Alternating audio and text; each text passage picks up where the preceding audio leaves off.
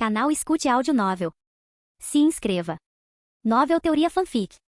Fanfic Game of Thrones, O Filho do Caos, Parte 5, Capítulo 23. Soltando uma risada, Hayley balança a cabeça. Claro que não, minha rainha. Por que eu faria isso quando tenho 7 dos maiores guerreiros que os 7 reinos já produziram bem aqui na minha frente? Cada membro de sua guarda arco-íris ouve suas palavras barulhentas, exatamente como pretendido. Todos eles se endireitam, aprumam os ombros e se pavoneiam um pouco com seu elogio. Brienne, em particular, parece absolutamente pasma antes que um sorriso radiante se espalhe por seu rosto, apenas igualado pelo que ela teve na primeira vez que se encontraram. Hayley encontra seus olhos e os olhos de cada membro de sua guarda arco-íris, sorrindo e acenando com a cabeça para eles individualmente para mostrar sua fé em cada um deles. Isso esperançosamente ajudaria a silenciar o descontentamento entre os Lordes da Tempestade quando eles próprios soubessem que ele não estava participando. Hayley conhecia bem seus vassalos e, embora tivesse cultivado cuidadosamente o afeto deles durante toda a sua vida, ele também sabia que alguns deles o considerariam covarde por não lutar no julgamento ele mesmo. Mas se ele enquadrasse isso como ele se recusando a deixar de lado qualquer um de sua nobre guarda arco-íris, eles poderiam estar dispostos a aceitar. Não, eles aceitariam. Especialmente quando a guarda arco-íris vencesse o dia no julgamento e se mostrasse ser alguns dos melhores guerreiros que os 7 reinos tinham a oferecer. Claro, ele não ia apenas confiar em sua habilidade com armas para levar este julgamento dos 7. Não, mesmo enquanto se recosta em sua cadeira e gesticula para que comece outra luta de treino, a mente de Hayley se desvia para uma carta em sua tenda. É uma carta que ele recebeu há mais de uma semana, uma que ele honestamente pensou em ignorar. Mas agora que toda a guerra será decidida em uma batalha entre 7 de seus campeões e 7 dos de Axel, Hayley não consegue deixar de pensar nisso. Ele realmente vai fazer isso? Ele pode realmente arcar com o custo de tal coisa? Mas, novamente, ele pode arcar com o custo se não aceitar a oferta e seus campeões perderem? Se Loras morresse neste próximo julgamento, Hayley nunca se perdoaria. Não, ele tinha que fazer o que fosse preciso para garantir que Loras saísse vitorioso. Com Hayley concordando com o desafio, uma data para o julgamento dos 7 foi definida em apenas mais algumas mensagens e assim foi confirmado. Sinceramente, Jon não sabia como se sentir sobre isso. Parte dele não podia deixar de se perguntar de onde Axel tirou a ideia em primeiro lugar. Teria o mais devoto sussurrado no ouvido do jovem rei durante uma de suas visitas diárias ao Grande Septo? Ou foi outra pessoa com intenções ainda piores do que o Alto Septão? Francamente, o Senhor do Vale não sabia se devia ficar aliviado ou preocupado agora. Neste ponto, Hayley já havia perdido, ele simplesmente ainda não sabia. Ao concordar em deixar as coisas serem decididas por um julgamento dos 7, Hayley efetivamente perdeu sua reivindicação ao Trono de Ferro. Afinal, não havia como Axel perder. Jon ainda se lembra em detalhes vívidos do que o filho de Robert havia feito com aqueles cavaleiros Baratheon traidores naquele dia na Estrada do Rei. Ele mal parecia humano com a rapidez com que se movia e a força que tinha, cortando homens ao meio com sua espada, arrancando mandíbulas com o punho. Nenhum de seus inimigos estava seguro naquele dia. Apenas aqueles que fugiram no momento em que perceberam que a maré estava virando sobreviveram, e Jon suspeitava que se Axel não tivesse que cuidar dele, eles também teriam sido perseguidos e mortos. Ele tinha visto o quão rápido o jovem era, afinal. Jon não duvidava que Axel pudesse ter alcançado até mesmo o cavalo mais rápido de Westeros. Mas isso levantava a questão do que viria a seguir. Hayley perderia e se renderia para se juntar à patrulha da noite ou seria executado por suas ações traiçoeiras. Essa parte estava praticamente definida agora, com a única coisa que restava a escolher sendo os homens com quem Axel lutaria no dia. Mas essa era a escolha de Axel, não a de Jon. Mais de uma dúzia de cavaleiros hospedados na Fortaleza Vermelha estavam ajudando Axel a aprimorar suas habilidades com a espada desde sua coroação. Todos eles se ofereceram para participar do julgamento dos 7 assim que fosse anunciado. Mesmo depois que Axel lhes disse que nomearia os sobreviventes do julgamento para a Guarda Real, ninguém retirou sua oferta. Para ser justo, ser um membro da Guarda Real era uma das maiores honras que um cavaleiro poderia almejar, independentemente de quão restritivos fossem seus votos. Além disso, assim como Robert antes dele, Axel era capaz de inspirar grande lealdade nas pessoas. Sua estatura, sua força de braços e sua personalidade levaram os homens com quem ele estava treinando a querer segui-lo até os confins da terra e voltar. O jovem rei saberia quem eram os melhores desses cavaleiros, então Jon deixou para ele decidir quem estaria ao seu lado no dia do julgamento. O próprio Jon estava muito mais preocupado com o que aconteceria depois. Por exemplo, havia a Casa Tyrell a ser considerada. Hayley morreria ou se juntaria à patrulha da noite, mas por mais frustrante que fosse, Jon não aconselharia Axel a remover a Casa Tyrell de seu assento na Campina. Não era como se houvesse mais alguém na Campina que tivesse permanecido leal para ser elevado à sua posição, para ser justo. Os Lordes da Campina ficaram do lado de seu Lorde Protetor até o último homem, deixando-os com poucas opções. No entanto, Margaery Tyrell aparentemente viajou com Hayley nesta guerra por algum motivo, então, uma vez que o julgamento fosse vencido, eles pelo menos a teriam como refém. Jon sugeriria que Axel mantivesse Margaery em Porto Real por um tempo, para garantir que sua família permanecesse na linha. Além disso, a Campina quase certamente seria forçada a pagar reparações por um bom tempo por isso. Pelo menos uma década, talvez mais se Axel estivesse se sentindo particularmente vingativo. Isso pode até ajudá-los a começar a trabalhar na dívida da coroa também. Francamente, Jon desejava que eles pudessem fazer o mesmo com a casa Lannister, especialmente porque grande parte da dívida era devida aos leões de Casterly Rock. Infelizmente, Tywin havia se equilibrado na corda bamba e permanecido apenas um pouco aquém de ser abertamente desleal. Se nada mais, essa era outra coisa que Jon gostava neste julgamento dos 7. Tirava todo o poder das mãos de homens oportunistas como Tywin Lannister e o colocava de volta onde pertencia, nas mãos de Axel. Mas falando nas mãos de Axel, bem, Jon não podia realmente se preparar para essa parte ainda. Eles teriam que esperar para ver o quanto de sua verdadeira natureza Axel teria que expor no julgamento antes que Jon soubesse qual controle de danos ele precisaria executar. Felizmente a fé ainda estava do lado deles por enquanto. E o segredo um tanto aberto das preferências de Renly deve manter a fé e os mais devotos do lado deles assim que Axel vencesse. Ainda assim, só seria limpo o quanto Jon fizesse. Então, mesmo que a guerra já tivesse acabado, o trabalho estava apenas começando. Pelo menos Jon podia ficar tranquilo sabendo que Renly aparentemente ignorou os contos daqueles sobreviventes na Estrada do Rei e não tinha absolutamente nenhuma ideia. Do que diabos ele acabará de concordar? Stannis Baratheon sabia o que as pessoas pensavam dele. Ele sabia que não era um homem bem-quisto. Uma combinação de ser um homem duro com um forte senso de orgulho o levou a se desentender com muitas pessoas ao longo de sua vida. Isso, juntamente com o que ele acreditava ser um senso de dever e justiça completamente razoável, fez dele um pária entre a nobreza de Westeros. Não mais do que com seu falecido irmão, Robert também. Stannis havia feito tudo o que lhe foi pedido e mais. Durante a rebelião, ele havia defendido com sucesso Ponta Tempestade contra o cerco de Massa Tirel, mesmo enquanto ele e seus homens morriam de fome. Após o saque de Porto Real, ele construiu uma frota real a mando de Robert para tomar a Ilha de Pedra do Dragão, o último reduto em posse da casa Targaryen. Através de eventos fora de seu próprio controle, os últimos filhos restantes do Rei Louco escaparam de Pedra do Dragão, mesmo quando Stannis tomou o castelo da ilha. Mas, embora não fosse culpa dele, Robert o culpou do mesmo jeito. Ele passou a nomeá-lo Lorde de Pedra do Dragão, enquanto Renly recebeu Ponta Tempestade. Para piorar, Renly foi feito Lorde Protetor de todas as terras da Tempestade, uma posição que deveria ter sido de Stannis por direito de primogenitura. Mesmo assim, Stannis trabalhou a mando de Robert todos esses anos. Décadas de serviço como mestre dos navios de seu irmão. Nem um único grama de apreço em troca. Ao contrário de Renly, como Stannis estava longe da cidade na época, a notícia da morte de Robert veio com a notícia da legitimação de seu bastardo. Para ser sincero, isso não surpreendeu na verdade. Uma última facada no olho antes que seu irmão mais velho finalmente encontrasse o estranho. Se alguém tinha o direito de ficar com raiva por ser suplantado, era Stannis. Com Joffrey e Tommen mortos, Stannis deveria ter sido o herdeiro de Robert. Claro, Myrcella tecnicamente tinha um direito como princesa, mas os lordes de Westeros nunca tolerariam uma rainha no trono de ferro e Stannis duvidava que até mesmo Tywin Lannister teria tentado tal coisa. Não que isso tenha importado no final. Em vez disso, seu irmão gordo e tolo garantiu com seu último suspiro que Stannis nunca se sentaria no trono de ferro. Engraçado, então, que seu bastardo legitimado, o novo rei de Stannis, estava lhe dando uma chance ao trono de qualquer maneira. Se Axel Baratheon perdesse o julgamento do Sete, Stannis pretendia totalmente avançar sua reivindicação. Ele certamente não deixaria Renly ter a cidade ou o trono enquanto ainda respirasse.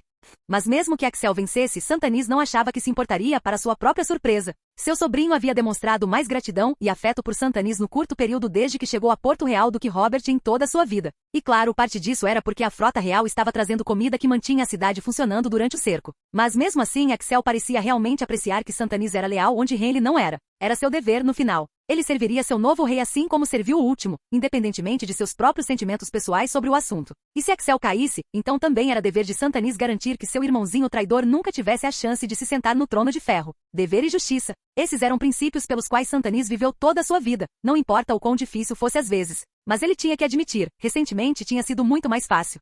Na reunião do pequeno conselho, Petyr havia, é claro, dito o que sentia que precisava ser dito, mas seus verdadeiros sentimentos eram uma história diferente. O julgamento do Sete era a última coisa que Petyr precisava que acontecesse neste momento, e agora que uma data havia sido marcada e o julgamento confirmado, Petyr se viu lutando contra a ampulheta com a qual acabará de ser sobrecarregado. Embora o mestre da moeda preferisse mais uma guerra real e muito mais derramamento de sangue, o cerco havia sido extremamente lucrativo para seus negócios paralelos. Mesmo assim, especificamente Stannis voltando à frota real para abastecer Porto Real pela água deu a Petyr uma oportunidade bastante maciça. Cada navio da frota real que estava atualmente transportando alimentos de outros portos para Porto Real era um navio a menos que estava patrulhando o Mar Estreito em busca de piratas, contrabandistas e outros marinheiros clandestinos que poderiam estar em sua folha de pagamento. Na verdade, alguns desses navios da frota real agora também estavam em sua folha de pagamento, embora seus capitães não soubessem disso. Com algum dinheiro nas mãos certas e algumas palavras nos ouvidos certos, não era sempre apenas comida que os navios transportavam para Porto Real. Nem sempre saíam com porões de carga que correspondiam à sua documentação. No entanto, justamente quando Petyr sentia que estava realmente começando a ganhar impulso, tudo teria que chegar a uma parada brusca.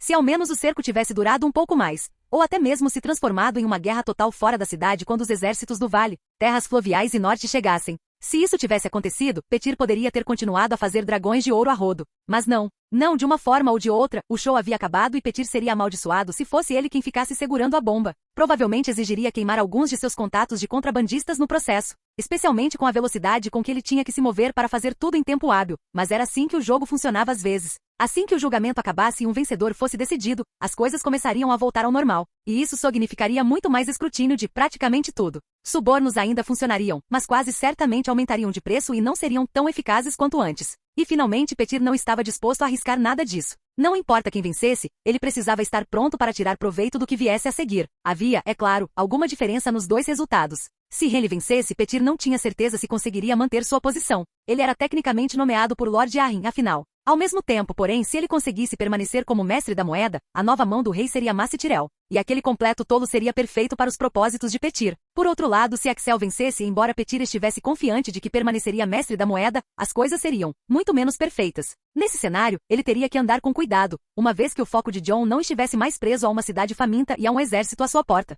Havia benefícios e custos em ambos os resultados. E de qualquer forma, haveria oportunidades para Petir avaliar quando chegasse a hora. Ele só precisava estar pronto para elas, e certificar-se de que estava jogando o jogo com o máximo de suas habilidades. De uma forma ou de outra, Petir Baelis resistiria à tempestade que se aproximava, não importa a forma que essa tempestade tomasse.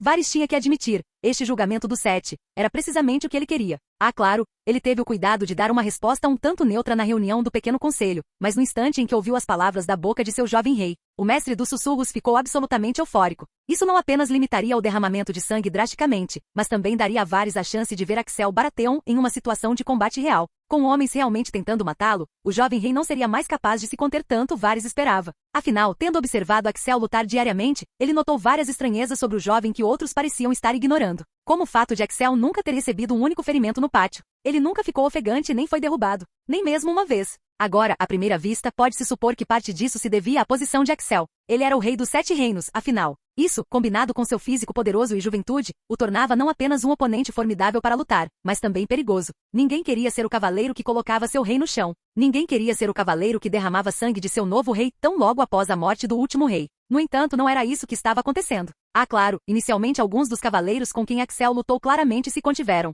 Mas assim como Varys notou, Axel também notou. E ele rapidamente os desenganou de sua crença de que não podiam usar força total contra ele. Não, em vez disso, ao longo das semanas, Axel Baratheon começou a forçar os homens que lutava cada vez mais, arrastando-os para cima com ele enquanto aprendia constantemente com eles, e lhes ensinava algumas coisas em troca. Varys não era muito de lutar, mas até ele tinha que admitir que havia algo inspirador em assistir o jovem rei lutar, como poesia em movimento na verdade. No entanto, era poesia em movimento, ou feitiçaria em movimento. Porque Varys não apenas notou que Axel nunca se feriu, ficou ofegante, ou foi derrubado. Ele também notou que o jovem nunca parecia sequer suar.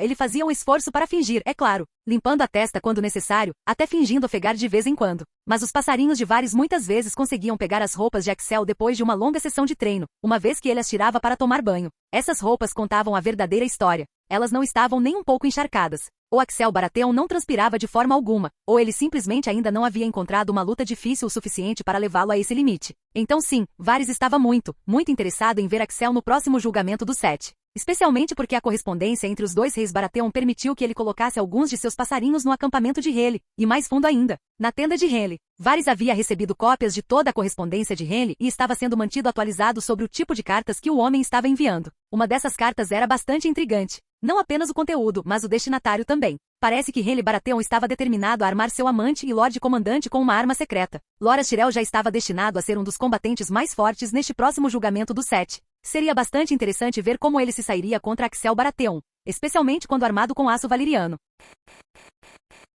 Capítulo 24. Axel descobre que prefere visitar o grande septo de Baelor pela manhã, assim que o sol está nascendo sobre a cidade. Se ele for mais tarde, corre o risco de desalojar outros fiéis com a sua mera presença, já que, é claro, como rei, ele precisa absolutamente ter a câmara principal do grande septo só para si por algum motivo. Ele tentou e falhou em convencer o alto septão de que isso não era necessário e que ele realmente não queria que ninguém se incomodasse por sua causa. Mas o líder da fé, por sua vez, explicou-lhe que ninguém estava sob ordens para se retirar quando ele aparecia. Em vez disso, eles estavam fazendo isso por sua própria vontade, por respeito tanto ao seu rei piedoso quanto aos 7 que são um. Axel não tinha certeza se acreditava no homem um tanto corpulento, mas fora começar a interrogar todos que fugiam no momento em que ele aparecia, ele realmente não tinha como descobrir com certeza. E é claro, se ele fosse ainda mais tarde, depois que o dia terminasse, embora o grande septo pudesse estar vazio, também se tornava um pouco inquietante. Escuro, na verdade. Ah, claro, ainda estava iluminado por muitas velas espalhadas por todo lugar, mas parecia um tanto sombrio, se Axel fosse ser honesto. Não que ele tivesse medo de fantasmas ou algo assim. Ou talvez tivesse. Espectros eram a única coisa que Axel não podia simplesmente socar até a morte, afinal.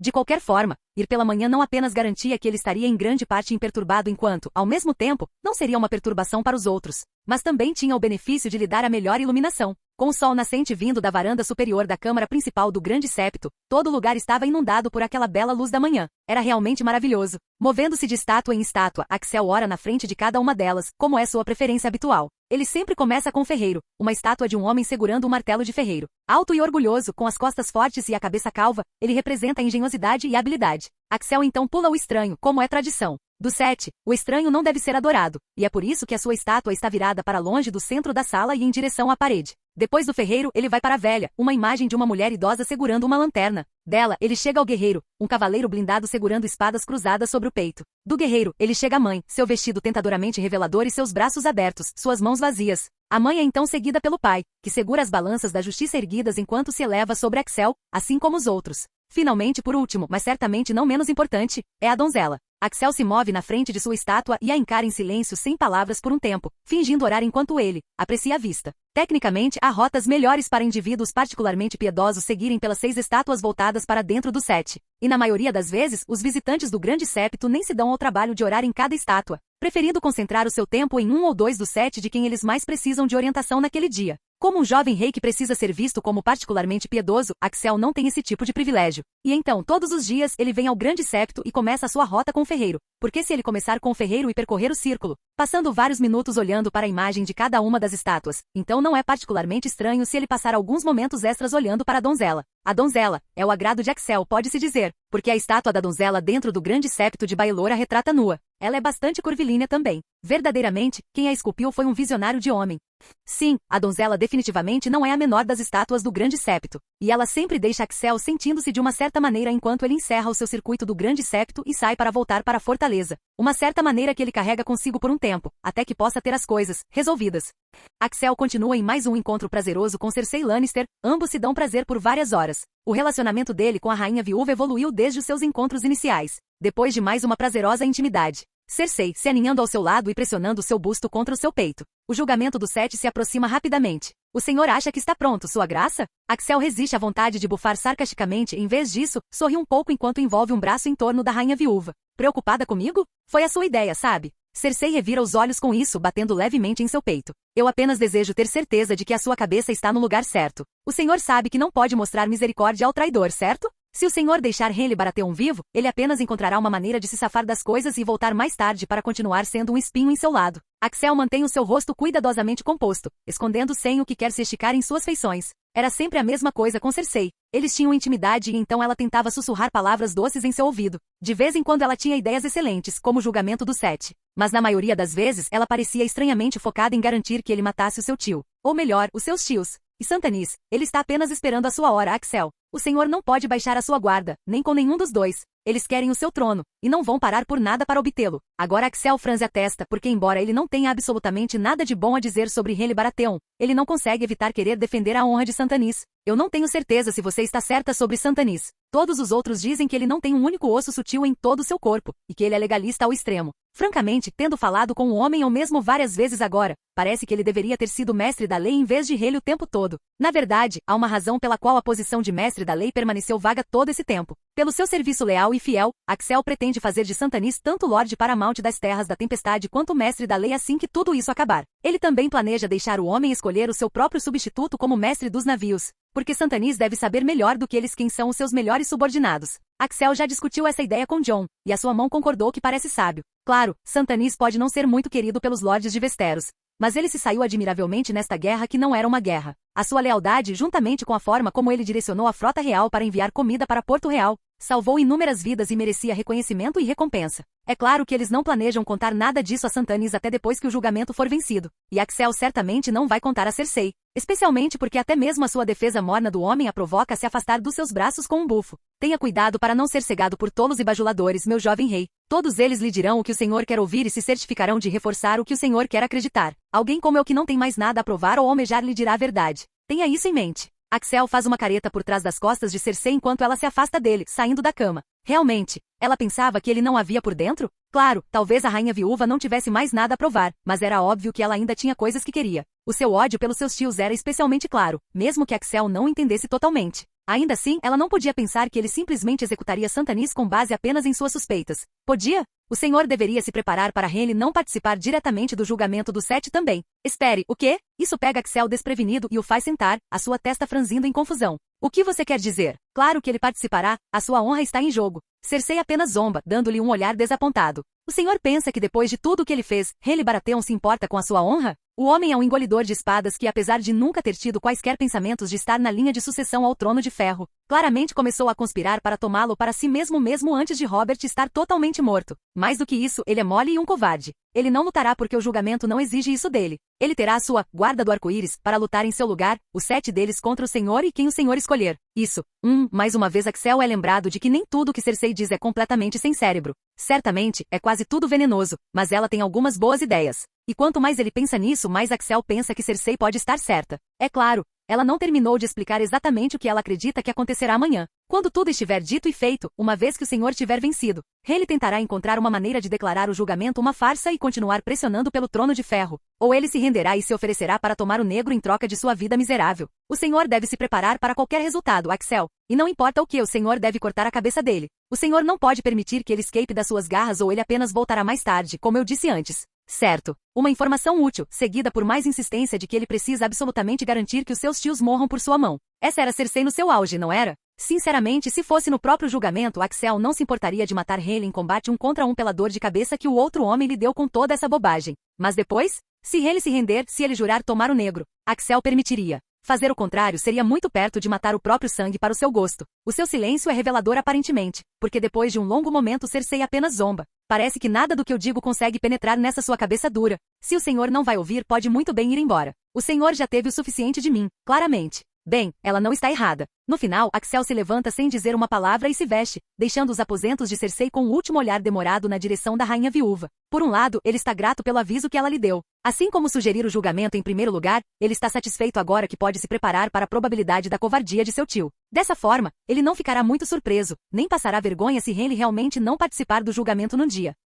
Mas por outro lado, Axel estava começando a pensar que as mortes dos entes queridos da rainha viúva haviam causado mais danos à sua mente do que ele suspeitava anteriormente. Os seus filhos, o seu marido, o seu irmão. Muitas mortes muito próximas umas das outras a deixaram rancorosa e atacando. Axel não sabia o que fazer a respeito, mas agora não era a hora de qualquer maneira. Ele tinha um julgamento para vencer, afinal. E com essa vitória, toda essa maldita guerra finalmente chegaria ao fim. Esperançosamente governar a paz seria mais fácil. Capítulo 25. Você realmente não está nem um pouco preocupada? Loras olha para ela de onde está se certificando de que seu equipamento esteja pronto, preparando sua armadura e arma para o julgamento pelo 7 que acontecerá amanhã, ao meio-dia. Eu deveria estar? Já sabemos por nossos espiões quem o bastardo pretende trazer com ele para o julgamento. Nenhum deles é páreo para mim. Claro, duvido que venceremos sem baixas, mas não creio por um segundo que eles tenham chance de vitória. Margaery não estava tão certa. Na verdade, ela estava mais do que um pouco assustada por seu irmão, especialmente porque ela estava fazendo algumas pesquisas próprias desde que ele aceitou o desafio. Mas e o próprio Axel? Franzindo a testa, Loras pousa sua couraça e dá total atenção a Margaery. Você andou correndo atrás de rumores, irmã? Corando um pouco, Margaery bufa e revira os olhos em resposta. Eu simplesmente estava fazendo minha própria pesquisa, irmão. Com um desdém, Loras acena com a mão dispensando enquanto volta ao trabalho. Tenho certeza de que você ouviu a mesma coisa que todos os outros. Que a proeza do bastardo no campo de treinamento é inigualável, e ele está acabando com seus parceiros de treino em um ritmo insano. Eles até dizem que ele rotineiramente tem de 3 a 5 cavaleiros o desafiando, apenas para vencer todos eles sem sofrer um único arranhão. Loras se vira e cospe no chão, deixando claro o que pensa de tudo isso. É uma coisa um tanto rude para o Cavaleiro das Flores fazer, mas eles estão sozinhos agora e por mais que seu irmão seja um homem muito bonito, ele pode ser um pouco mais grosseiro do que a maioria pensa. Bobagem, tudo isso. Eles estão deixando ele vencer, Margaery. Não há homem vivo que possa enfrentar 5 cavaleiros totalmente armados e sair vitorioso sem pelo menos levar alguns hematomas aqui e ali. É tudo parte do mito que Jon Arryn está tentando construir em torno de seu fantoche, entende? Não se deixe cair nessa. Mas Margaery não está convencida. Isso tudo é muito bom, mas e os relatos dos nossos próprios homens? Loras franze a testa em confusão. Do que você está falando? Sério? Ele estava apenas se fazendo de bobo ou... Não, ele não estava se fazendo de bobo. Ele provavelmente apenas tinha se esquecido completamente disso. Típico de seu irmão. Sua cabeça podia ser tão vazia às vezes. Bufando, Margaery joga as mãos para o ar. Os sobreviventes da emboscada na estrada do rei, Loras. Você pensou que eu não descobriria? Você pensou que a vovó não saberia e me avisaria? O rosto de seu irmão empalidece e ele abre e fecha a boca por um momento antes de sibilar e balançar a cabeça. Não fale sobre isso, Margaery. E honestamente aqueles homens eram covardes. Nada que saiu de seus lábios pode ser confiável. Ela não tinha tanta certeza disso. Eles são os únicos do nosso lado que viram o bastardo de Robert lutar de verdade, Loras. Eles tinham o dobro do número e ainda perderam de alguma forma. Isso não dá algum crédito às palavras deles? Claro, é difícil acreditar que ele se moveu como um demônio e massacrou metade deles mais rápido do que eles puderam piscar. Mas é igualmente difícil acreditar que eles perderam com uma vantagem tão esmagadora. Loras revira os olhos e se vira totalmente para ela, colocando as mãos nos joelhos enquanto a olha diretamente. Irmã, você nunca entenderá a batalha como eu entendo. Você simplesmente não foi feita para isso. Aqueles cavaleiros, é óbvio que eles entregaram o jogo de alguma forma. Por exemplo, talvez Soremon-Kui considerasse a ideia de uma emboscada desonrosa. Então ele iniciou uma carga desastrosa no momento em que avistaram Lord Arryn e suas forças. Quaisquer que tenham sido as táticas que empregaram, elas foram claramente um fracasso tão grande que eles sentiram a necessidade de inventar uma história fantasiosa sobre um homem conseguir virar o jogo e forçá-los a recuar. Com um sorriso de escárnio, o Cavaleiro das Flores cerra os dentes. Francamente, eles têm sorte de Rayleigh ter demonstrado qualquer misericórdia para com eles após o fracasso. A única razão pela qual eu não o aconselhei a cortar a cabeça de cada um deles foi porque a covardia deles é a única razão pela qual ele conseguiu escapar ileso de Porto Real. Balançando a cabeça, o tom de Loras ganha uma nota distinta de finalidade. As palavras deles, além da parte em que confessaram que falharam, não passavam de bobagens de pânico gaguejantes. Nem Rayleigh nem eu lhes demos qualquer importância e você também não deveria, querida irmã. Axel Stone é apenas um homem, e depois de amanhã, ele estará morto ou a caminho da muralha. Não há outra possibilidade. Muito bem dito, Loras. Muito bem dito. Margaery estremece e Loras se endireita enquanto Rayleigh de repente entra na tenda, com um sorriso jovial no rosto. Ela definitivamente não pretendia expressar suas preocupações em qualquer lugar onde Rayleigh pudesse ouvi-las, apesar de ser tecnicamente sua rainha. Mas, reconhecidamente, Loras provavelmente teria contado a ele de qualquer maneira em conversas de travesseiro mais tarde. Olhando entre os dois, Rayleigh apenas sorri. Não se preocupe. Eu compartilho de suas preocupações sobre a batalha de amanhã, minha rainha. Pescando surpresa, Margaery se senta um pouco mais ereta. Vê você compartilha? Concordando com a cabeça, Rayleigh levanta o que ele trouxe consigo. Um pacote longo que até Margaery pode dizer que é claramente uma espada embrulhada em pano. De fato, é por isso que venho trazendo presentes. Algo que garantirá que a maré da batalha amanhã se volte decisivamente a nosso favor. Para você, meu leal Lorde Comandante. Loras cora enquanto Rayleigh lhe dá um sorriso largo e uma piscadela, caminhando e segurando o pacote em suas palmas. Levantando-se, Loras avança e pega a espada embrulhada de Rayleigh, franzindo a testa com curiosidade e intriga. Rayleigh recua enquanto Loras começa a desembrulhar a coisa, rapidamente se livrando do pano e da corda para revelar que é de fato uma espada embainhada. Uma bela espada embainhada na estimativa de Margaery. O pomo é sem adornos, mas ainda assim lindamente trabalhado, e a bainha tem cervos correndo por prados floridos por toda a sua extensão. Infelizmente não consegui terminar o pomo antes de amanhã, mas a bainha é um pedido urgente. Espero que você goste. Eu adorei. É linda, Rayleigh. Margaery observa Rayleigh sorrir enquanto ele, por sua vez, observa Loras examinar a bainha, passando os dedos pelos desenhos que cobrem o couro. E o que você acha da lâmina em si? Murmurando, Loras puxa cuidadosamente a espada alguns centímetros para fora da bainha, apenas para congelar no lugar, seus olhos arregalados e sua mandíbula caindo em descrença. Margaery franze a testa com essa reação, esticando o pescoço para ver o que ele está reagindo. Curiosamente, a espada em si parece estranha. É difícil dizer de onde ela está sentada, mas ela acha que vê padrões ondulantes no metal.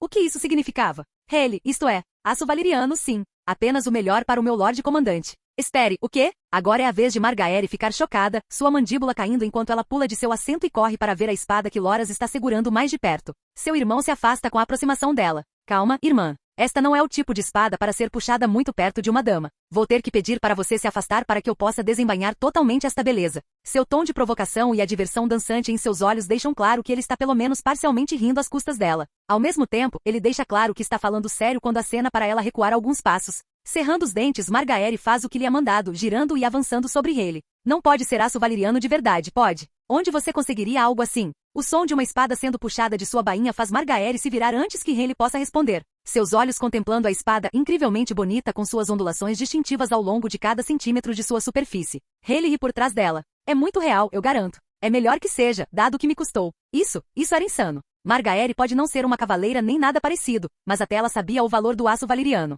Especialmente uma espada completa de aço valeriano. Diziam que elas eram mais leves, mais fortes, mais duras e mais afiadas do que até mesmo o melhor aço forjado em castelo. Elas nunca perdiam o fio também, com pessoas alegando que espadas de aço valeriano com centenas de anos eram tão afiadas quanto no dia em que foram forjadas. Elas também eram ridiculamente proibitivamente caras, dado que o lugar onde haviam sido originalmente forjadas não existia há centenas de anos. Estava no nome. O aço valeriano veio da velha Valíria, que havia caído há muito tempo para a perdição. Hoje em dia, tanto quanto Margaery sabia, não havia mais ninguém que soubesse forjar mais desse material. Em vez disso, havia apenas um punhado de ferreiros no mundo inteiro que sabiam sequer reforjar aço valeriano.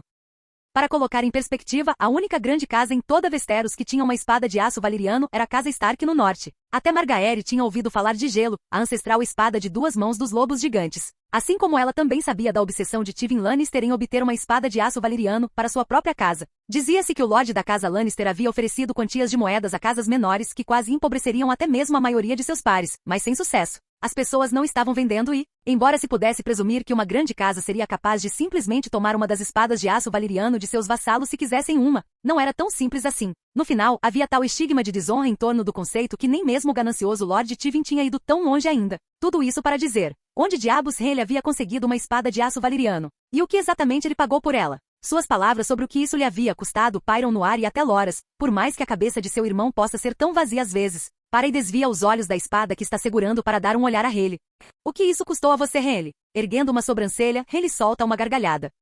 Como a gratidão desaparece rapidamente. Loras cora com isso, parecendo envergonhado de si mesmo e abaixando a cabeça. Desculpe, meu rei, eu estou extremamente grato por este presente. Eu não sei como posso retribuir você. Rhaelle apenas zomba, acenando com a mão pelo ar. Retribuir-me? Você é meu Lorde Comandante, Loras. Você jurou proteger minha pessoa até o dia de sua morte. Devo pedir à minha coroa que me retribua enquanto ela se senta em minha testa? Devo pedir às minhas roupas que me retribuam enquanto elas repousam sobre meu corpo? Você é tanto parte de mim quanto qualquer outra coisa. Tudo que fiz foi torná-lo mais útil. Margaery tenta não franzir o nariz com as palavras de Rhaelle. Ela supôs que elas deveriam ser românticas e, dada a maneira como Loras agora está fazendo olhos para Rhaelle, parece que elas podem até ter atingido seu irmão de inclinação marcial. Ainda assim, ela não acha que ficaria tão entusiasmada em ser comparada a roupas de todas as coisas. E mesmo que Loras não fosse insistir no assunto, Margaery sentiu que alguém tinha que fazê-lo. Este é realmente um presente regal, Vossa Majestade. Adequado para o Lorde Comandante de sua guarda arco-íris. E como sua irmã, eu acredito totalmente que Loras é digno desta confiança. Loras infla-se com as palavras dela, mesmo enquanto Rhaelle levanta uma única sobrancelha e sorri, esperando o mas cair.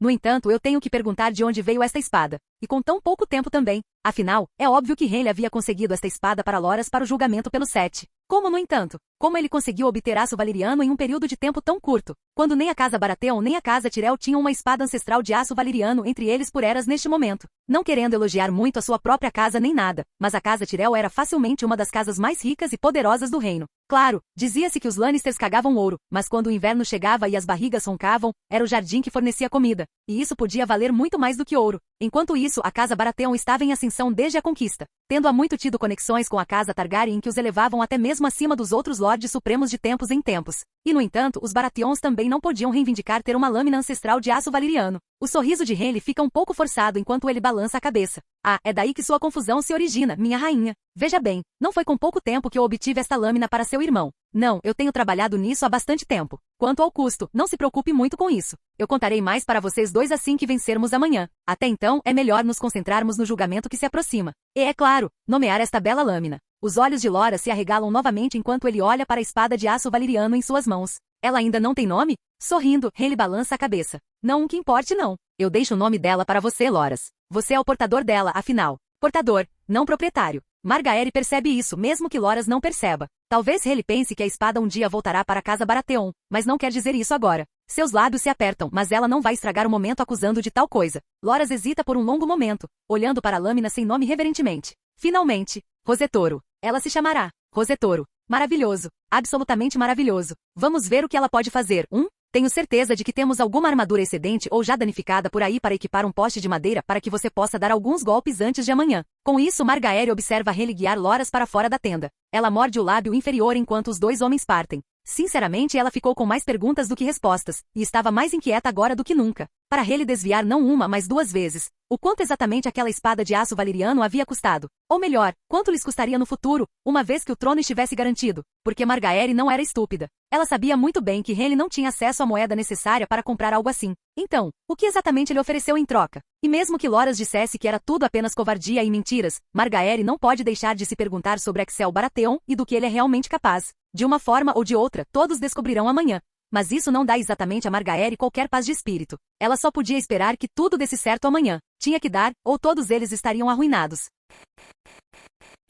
Capítulo 26. O dia do julgamento finalmente chega. Axel não negará que estava ansioso por isso. Mas Hayley insistiu em adiá-lo por uma semana inteira por algum motivo. Inferno, eles tinham acabado de receber a notícia de que os exércitos do norte haviam chegado à Lagoa da Casa Cinzenta, enquanto os exércitos do Vale e das Terras Fluviais os esperavam em Darry. Até mesmo as forças de Tywin Lannister haviam deixado Rocher do Casterly a esta altura e dizia-se que estavam se aventurando pela Estrada do Ouro. Não importa o que acontecesse hoje, todos logo chegariam a Porto Real de uma forma ou de outra. Embora, obviamente, houvesse apenas um resultado para toda essa loucura. Axel venceria o julgamento do Sete, não importa o custo. Não havia dúvida em sua mente de que ele sairia por cima. Ele tentaria ocultar sua verdadeira natureza o melhor possível, mas se recusava a perder, mesmo que isso significasse revelar que era algo diferente de um homem. Os exércitos de seu tio se retiraram de Porto Real, enquanto o local onde o julgamento seria realizado foi colocado longe o suficiente das muralhas da cidade para que não estivessem ao alcance de quaisquer arqueiros do lado de Axel que pudessem tentar um tiro oportunista. Cada um deles foi autorizado a trazer 50 cavaleiros, juntamente com os campeões que lutariam no julgamento. Além disso, Axel traz a maioria de seu pequeno conselho, bem como o alto septão com ele, mas deixa Santanis para trás na cidade. Talvez seja um pouco óbvio demais, mas se o impossível acontecer hoje, Santanis se tornará rei dos 7 reinos. Ele era, afinal, o próximo na linha de sucessão ao trono, não importa o que Renly e sua facção pensem. Do lado de Renly, parece que ele trouxe sua própria mão Mace Tyrell, bem como sua rainha. Na verdade, no momento em que Axel coloca os olhos em Margaery Tyrell, ele sente algo por Renly que nunca sentiu antes, ciúme. Verdadeiramente a rainha de Renly é uma beleza entre as belezas. Ela é ainda mais linda do que Cersei. Axel não consegue evitar pensar, seus olhos demorando-se em sua figura por um momento enquanto os dois grupos se aproximam. E ela está inteiramente desperdiçada em Renly também, se os rumores de sua espada engolida são verdadeiros. Os 50 homens que cada um deles trouxe formam um semicírculo em cada lado do local onde o julgamento ocorrerá. Jon e o resto do pequeno conselho ficam para trás, enquanto Axel e seus campeões escolhidos avançam. Os 6 homens que ele trouxe consigo de Porto Real são os melhores de seus parceiros de sparring. Eles são os cavaleiros que nunca se contiveram quando lutaram com ele, nem desistiram quando parecia que ele era um desafio intransponível.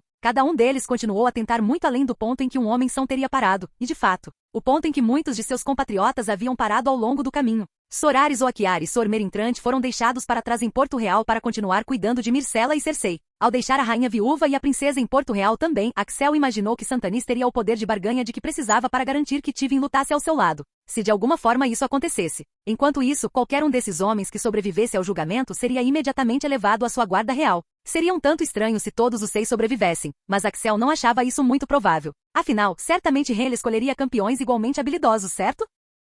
Olhando para os lutadores de seu tio, Axel de repente tem suas dúvidas. Enquanto ele e os 6 cavaleiros do seu lado do campo estão todos adornados em armadura de placas completas sem muita diferenciação ou identidade independente além da coroa no topo da testa de Axel, o mesmo não pode ser dito sobre os homens de Renly. Axel tinha ouvido dizer que Renly chamava sua versão da guarda real de guarda arco-íris, mas ele realmente não achou que fosse literal. E no entanto, aqui estavam eles. Cada um dos cavaleiros de Renly usa armadura tingida em uma cor diferente do arco-íris, exceto por aquele que deve ser seu Lorde Comandante. Loras Tyrell, o Cavaleiro das Flores, é o único que veste armadura normal, embora ele ainda tenha uma capa arco-íris pendurada nas costas. É tudo muito colorido, Axel tem que admitir. Talvez um pouco demais colorido. No final, ele apenas tenta ignorar e se concentrar na questão em mãos. Bem como no homem que desempenhou o maior papel em trazer todos eles aqui e tornar tudo isso necessário em primeiro lugar. Mas é claro, assim como Cersei o havia avisado, Renly fica para trás. Na verdade, ele manda trazer cadeiras para ele e sua rainha, sentando-se com um sorriso em seu rosto arrogante, mesmo enquanto sua guarda arco-íris avança para encontrar Axel e os 6 cavaleiros ao seu lado.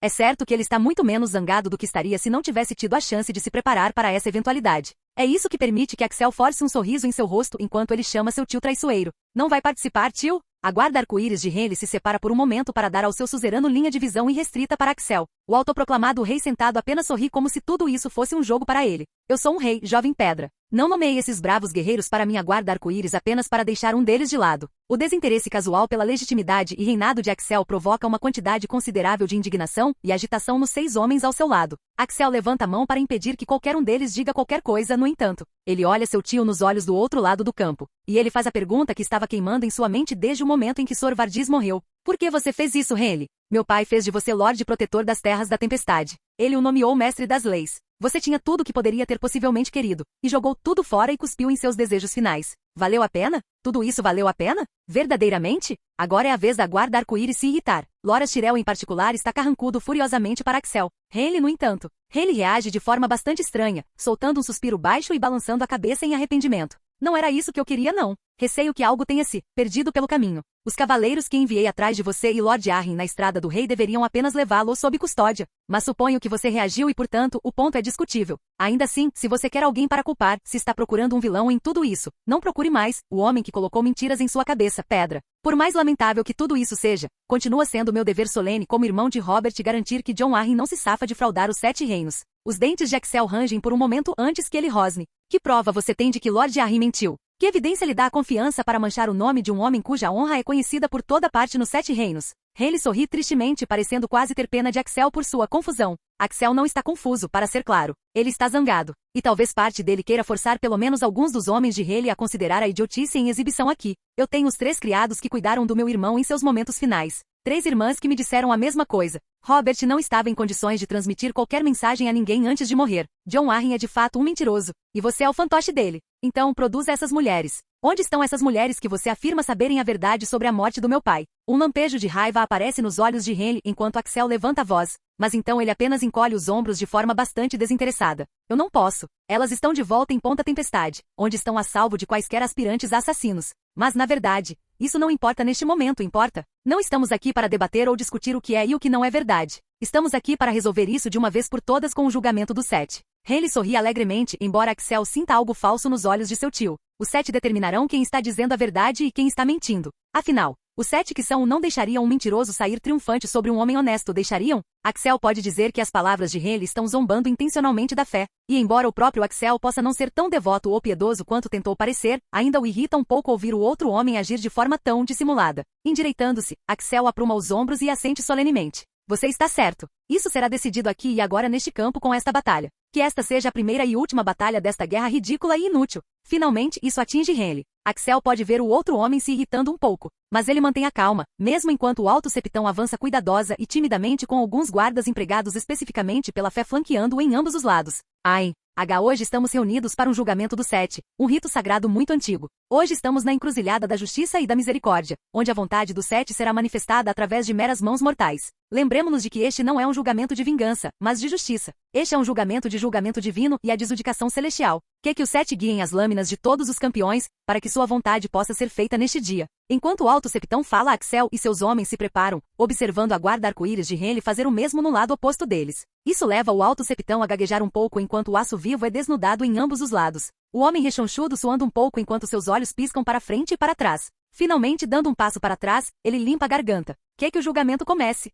Enquanto o alto septão e seus guardas se afastam, Axel avança e o mesmo fazem os homens de cada lado dele. Da mesma forma, a guarda arco-íris de Hayley também avança. Por um breve momento, Axel considerou mirar em Loras Tyrell primeiro. O Cavaleiro das Flores era considerado mais do que apenas o Lorde Comandante de Hayley. Ele também era aparentemente o amante do homem. Isso ia contra a fé dos 7 ensinada na Estrela de 7 Pontas. Mas, para ser honesto, Axel não se importava muito. Além de se perguntar como diabos Hayley esperava produzir um herdeiro. Ou porque alguém tão bonita quanto Margaery Tyrell ficaria feliz em fazer o papel de traída. Ainda assim, Axel não vai imediatamente atrás de Loras porque tirar o homem muito cedo pode transformar isso em um massacre unilateral e Axel não só tem apenas 5 vagas abertas. Em sua guarda real, ele também não quer vencer muito facilmente. Precisa parecer que foi pelo menos um pouco desafiador. Felizmente, Loras também não vai direto para ele, permitindo que Axel escolha o maior homem do lado inimigo para se aproximar. Vestindo uma armadura de aço amassada tingida de um profundo azul cobalto, o cavaleiro se vira para encará-lo, empunhando uma espada em suas mãos. Axel sorri cruelmente, mesmo enquanto levanta sua própria espada. Os sons da batalha começam a ecoar ao seu redor, sinalizando que cada um dos 7 em cada lado encontrou seu primeiro oponente. No início do julgamento, seriam contra um até que alguém perdesse, momento em que as coisas eventualmente começariam a ficar desequilibradas de uma forma ou de outra. Mas por enquanto, eram 7 duelos separados, exatamente como Axel queria. Você é grande, não é? Seu sarcasmo é recebido com o gigante de azul zombando calorosamente por baixo do seu capacete. Você já causou dor de cabeça suficiente ao rei Henry, bastardo. Você deveria ter ficado no vale. Não é ruim em termos de bate-papo. Não é ruim em... Espere um segundo. A testa de Axel se franze, mesmo enquanto o gigante avança e ele faz um show de mal se esquivar do golpe de espada. Ele está distraído, embora não o suficiente para deixar qualquer um dos golpes subsequentes acertar. Ainda assim, aquela voz não soava particularmente masculina. Na verdade, se Axel não soubesse. Espere, você é uma mulher? O gigante azul congela e Axel poderia ter se aproveitado disso, mas ele não o faz. Porque ele sabe que acertou em cheio. Esta guerreira maciça em armadura azul não é um ele de forma alguma. É uma ela. Finalmente, ela rosna e ajusta sua postura, segurando sua espada à sua frente enquanto se apresenta. Eu sou Lady Brienne de Tart. Eu sou Brienne, a azul da guarda arco-íris do rei Henry. Subestime-me por sua conta e risco, bastardo, pois não lhe mostrarei misericórdia. Bem merda. Canal Escute Áudio Novel. Capítulo 27. Agora ele se sente apenas constrangido. Ele foi em direção a Brienne por causa de seu tamanho e porque não queria ir em direção a Loras primeiro, mas não esperava que ela fosse uma mulher. Francamente, descobrir que ele tem uma mulher em sua guarda real o deixa mais do que um pouco perplexo. Mesmo enquanto troca golpes com a mulher, ele se pega franzindo a testa em consternação. Ela não é uma lutadora ruim, esta Brienne, a azul. Sua habilidade com a espada é razoavelmente boa e ela provavelmente teria encontrado um lugar entre os 6 que estavam lutando com ele hoje se tivesse nascido como homem, e não estivesse no lado errado da batalha. Claro, ela não é nada comparada a ele, e Axel sabe que não pode deixar isso se arrastar para sempre. Ele está apenas relutante em matar uma mulher, ele supõe. Não é muito cavalheiresco, é? Não é muito nobre. Bem, ninguém disse que todos envolvidos em um julgamento do 7 têm que morrer, certo? Ele vai apenas desarmá-la e forçá-la a se render. Não é nem particularmente difícil, uma vez que ele decide isso. As espadas dele se chocam, e um momento depois Axel arranca a lâmina de Brienne de suas mãos, fazendo a mulher blindada ofegar enquanto o aço voa. Simples assim. Apontando sua espada para a mulher agora desarmada, Axel inclina a cabeça. Você perdeu, Lady Brienne. É hora de se retirar do campo. Nunca. No entanto, ele não espera que a gigante de uma mulher o ataque como ela faz. Axel tem que puxar sua espada apressadamente para que ela não se espetasse nela, apenas para se ver desviando para o lado para evitar seu ataque de ombro. Ela é surpreendentemente rápida para seu tamanho, mas ele é mais rápido, mesmo que isso signifique revelar um pouco mais de sua velocidade inumana do que ele pretendia. Além disso, sua investida deixou Brienne completamente desequilibrada, então tudo que ele precisa fazer é estender o pé, acertar a parte de trás de suas perneiras da maneira certa e... bam! Axel se encolhe um pouco enquanto a guerreira cai no chão, armadura e tudo. Antes que ela possa se recuperar, ele dá alguns passos à frente, vira a espada na mão e a atinge no capacete com o pomo para nocauteá-la. Felizmente, ele se tornou muito bom em golpes não letais através de todo aquele treino e ela desaba sem vida no chão um momento depois. Virando a espada novamente, Axel se afasta de Brienne para ver como o resto do julgamento está indo, apenas para descobrir que seus aliados venceram a maioria de suas lutas a esta altura. A maioria dos cavaleiros de cores vivas da guarda arco-íris de Rhaelle está no chão, tendo perdido seus duelos para os cavaleiros que Axel vinha aprimorando como armas por semanas. Alguns mortos, alguns não, mas todos eles estão solidamente derrotados. Por um momento, Axel se desespera que este seja o estado dos chamados campeões de seu tio, mas então ele vê que nem tudo está perdido para Rhaelle. O Cavaleiro das Flores ainda está de pé e já matou 2 dos homens de Axel pelo que parece. Os outros 4 estão tentando cercá-lo, mas todos parecem justificadamente cansados da habilidade de Loras Tyrell e da estranha espada que ele está empunhando em suas mãos. Os olhos de Axel se estreitam enquanto ele examina os padrões ondulantes ao longo da lâmina de Loras.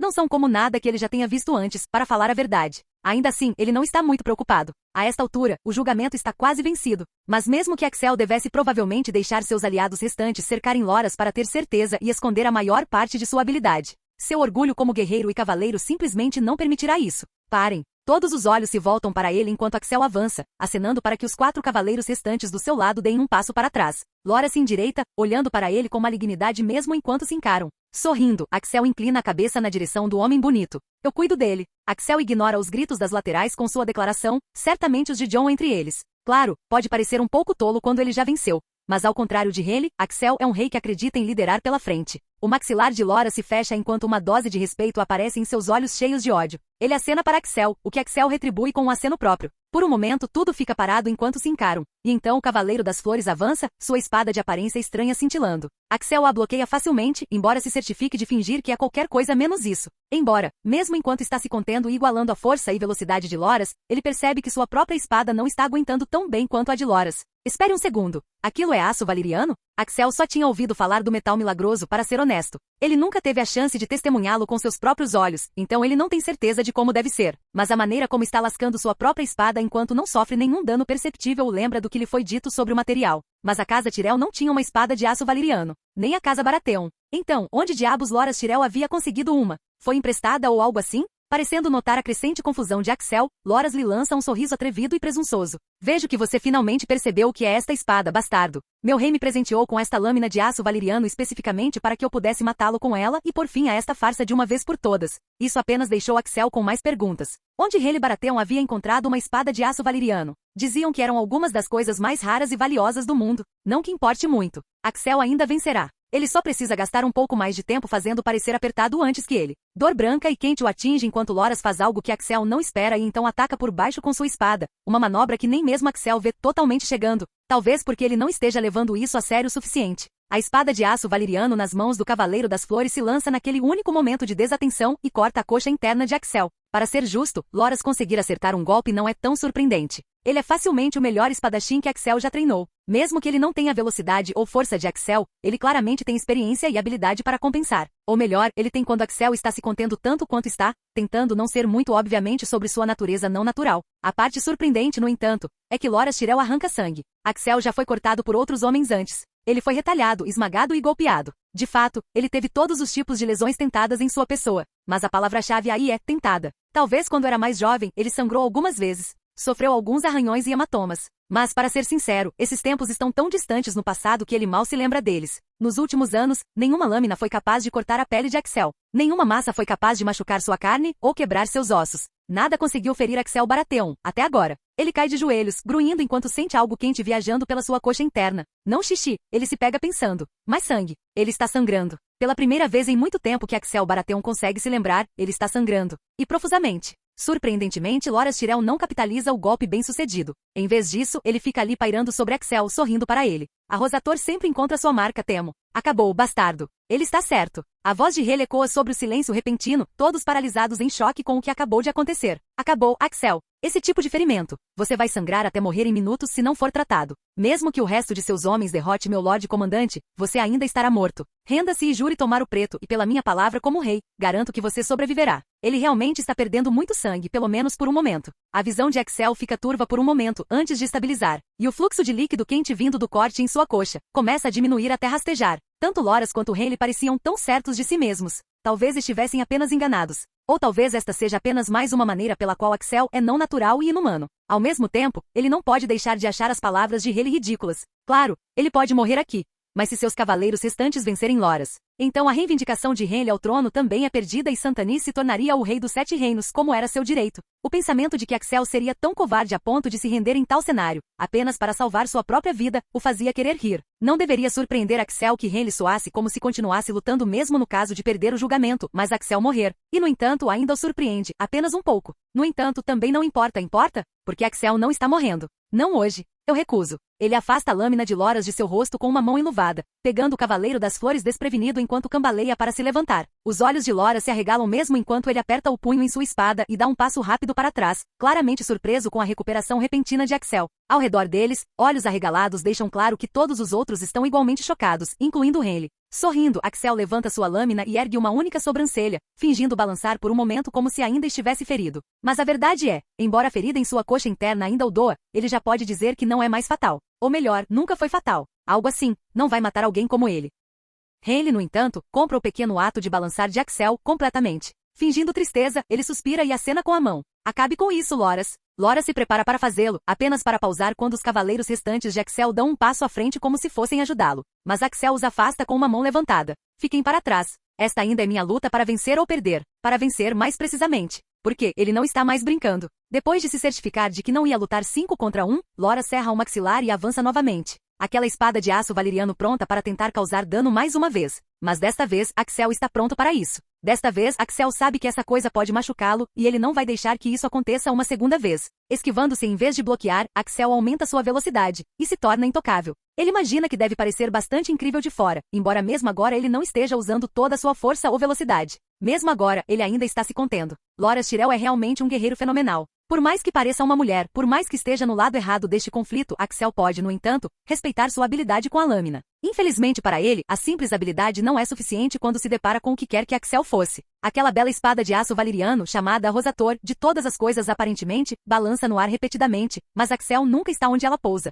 Ele dança ao redor de Loras com facilidade, sempre à frente do outro cavaleiro. Ele está lendo os movimentos de Loras agora, vendo onde ele estará antes mesmo de estar na metade do caminho. Apesar de ter sido o primeiro a derramar sangue, o Cavaleiro das Flores fica cada vez mais frustrado à medida que nada que ele faz funciona. Mais do que isso, ele começa a ficar exaurido. Não é surpresa. Ele lutou e matou 2 homens mesmo antes de chegar a Axel, e um homem normal como Loras só podia lutar por tanto tempo antes que sua resistência começasse a se esgotar. Ele estava ficando cada vez mais cansado a cada momento. E um homem cansado é um homem que comete erros. Axel espera pela oportunidade certa, e quando ela surge, ele alivia Loras tanto de sua espada de aço valeriano quanto de sua mão de espada. O Lorde Comandante da Guarda Arco-Íris se estende demais, uma mão deixando o punho da espada enquanto ele lança um golpe desesperado com todo o seu corpo por trás. E Axel está lá para tirar vantagem. Sua própria espada, cheia de entalhes de trocar golpes com o aço valeriano, brilha e separa a mão de Loras de seu corpo. Tanto sua mão quanto o rosator voam pelo ar como resultado, mas Axel está lá para pegá-los, para o choque da multidão. Retirar os dedos de Loras do cabo da espada de aço valeriano e jogar a mão no chão é um trabalho um pouco macabro, é certo. Axel, no entanto, o faz quando Loras cai de joelhos em choque, sua mente apenas começando a entender o que lhe foi feito. Enquanto o sangue jorra do toco e Loras se ajoelha diante dele em um estupor, Axel coloca tanto sua espada quanto o aço valeriano em cruz em ambos os lados do pescoço de Loras.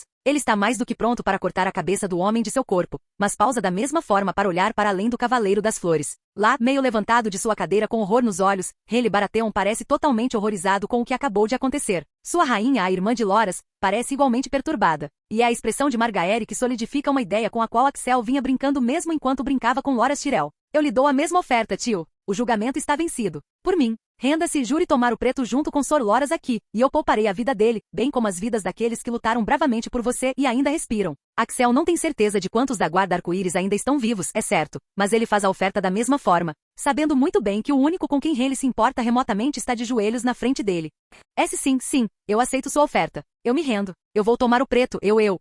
Enquanto seu tio traidor gagueja e hesita, Axel não sente nada além de repulsa pelo homem. Sua rainha, por outro lado, uma vez que Rayleigh concordou, Margaery se levanta de seu próprio assento, correndo para o lado de Loras. Axel puxa as espadas que está segurando em cada mão para dar espaço à bela jovem, observando enquanto ela usa o próprio vestido para cobrir o toco de Loras e tentar estancar o fluxo de sangue. Ele, provavelmente sobreviveria. Axel perguntaria a quem estivesse encarregado das coisas para tentar garantir isso. Enquanto isso, com isso, a guerra havia terminado. Homens estavam mortos, mas muito menos do que teria sido de outra forma se não fosse por este julgamento. E Axel Baratheon havia vencido. O alto septão avança mais uma vez para oficializar. Este julgamento do 7 está concluído. Axel Baratheon, o primeiro de seu nome, rei dos Ândalos e dos primeiros homens, lorde dos 7 reinos e protetor do reino, sai vitorioso. Saúdem o rei Axel Baratheon. Os 4 cavaleiros restantes que lutaram ao lado de Axel não hesitam em começar a torcer. E o mesmo acontece com todos os outros, logo em seguida. Os únicos que não o fazem são Rayleigh, Loras e Margaery, o primeiro desabando de volta em sua cadeira em derrota e os 2 últimos mais focados na lesão de Loras. Axel, enquanto isso, olha para o padrão ondulante da espada de aço valeriano que está segurando atualmente e não consegue deixar de se maravilhar com ela. Depois de tanto tempo sentindo que não era humano, ele finalmente encontrou algo que poderia machucá-lo. Ele não tem certeza de como se sentir sobre esse fato, para ser sincero. Mas pelo menos a rebelião de Rayleigh havia acabado. Não havia terminado com um estrondo, mas com um gemido. E Axel estava perfeitamente bem com isso.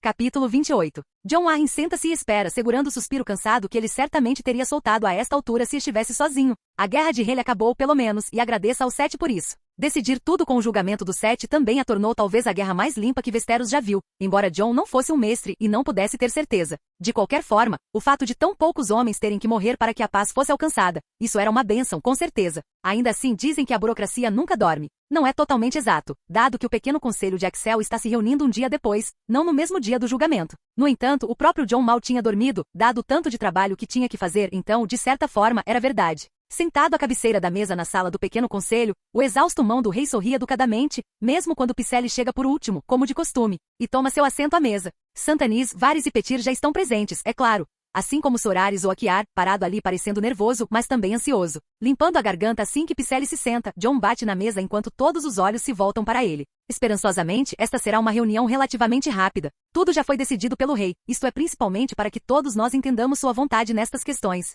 Todos acenam com a cabeça por um breve momento antes que Jon continue.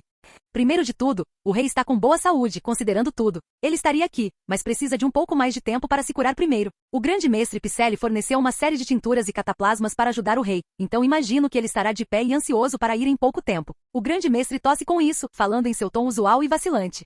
Sim, bem, se eu fosse permitido inspecionar a ferida do jovem rei, eu provavelmente teria sido capaz de emitir um julgamento mais específico sobre o tipo de remédios de que ele precisava. Sorrindo francamente, Jon balança a cabeça. Foi um simples ferimento de espada. Nada digno do seu tempo, grande mestre. Isso obviamente não era totalmente verdade. Axel era o rei, afinal, mesmo o menor distúrbio em seu estômago era digno do tempo do grande mestre. A verdade é que na verdade não havia nada impedindo Axel de estar aqui hoje. Nada mesmo. Na verdade, ele provavelmente se recuperou totalmente antes mesmo de deixarem o campo de batalha. Era estranho de certa forma. Por um lado, ver o jovem monarca impossível sangrar pela primeira vez tinha sido aterrorizante para Jon. Mas por outro lado, tudo que o golpe único de Loras conseguiu fazer foi revelar a Jon e Axel o quão rápido ele se curava mesmo quando encontravam algo que pudesse feri-lo. O próprio Jon reconheceu a ferida que Loras conseguiu infligir a Axel, e assim como Loras e ele, pensou por um momento de parar o coração que o filho de Robert era um homem morto andando. Mas não, embora um corte ao longo da coxa interna como aquele teria matado qualquer homem normal, mal diminuiu a velocidade de Axel. Em segundo lugar, sobre a questão de Rhaele Baratheon e Loras Tyrell.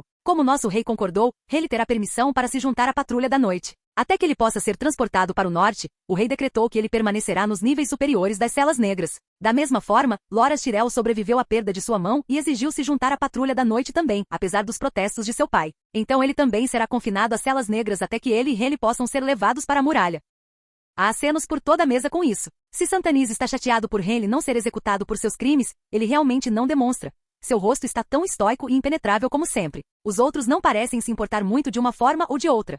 Infelizmente, esta próxima notícia era algo que provavelmente causaria algumas carrancas. Até Jon queria fazer uma careta só de pensar nisso. Mas no final todos teriam que engolir. Soltando seu suspiro cansado finalmente, Jon entrega as más notícias. Terceiro, a casa Tyrell permanecerá governante de Jardim de Cima e Mace Tyrell permanecerá Lorde Protetor da Campina. Isso azeda a expressão de Stannis de uma forma que a notícia de Rhaele se juntando à patrulha da noite não fez. Para ser justo, Jon também não está feliz com isso. Haverá consequências, no entanto. Pelos próximos 3 verões e invernos, a Campina será obrigada a fornecer alimentos para as terras da coroa, incluindo Porto Real, por uma fração menor do custo usual. Além disso, Lady Margaery Tyrell permanecerá aqui como protegida da Fortaleza Vermelha por enquanto, acompanhada por sua avó, Lady Olenna Tyrell. Margaery e Olenna seriam reféns em tudo, exceto no nome, para garantir que Mace não saísse da linha novamente. Jon gostaria de ter enviado Mace Tyrell para a muralha junto com Rhaele. Inferno, ele teria adorado declarar traidor à casa Tyrell e vê-los substituídos como lordes protetores da Campina também. Havia apenas uma grande questão com isso, infelizmente. Nomeadamente, o fato de que cada casa nobre na Campina havia respondido ao chamado de guerra de seu suzerano.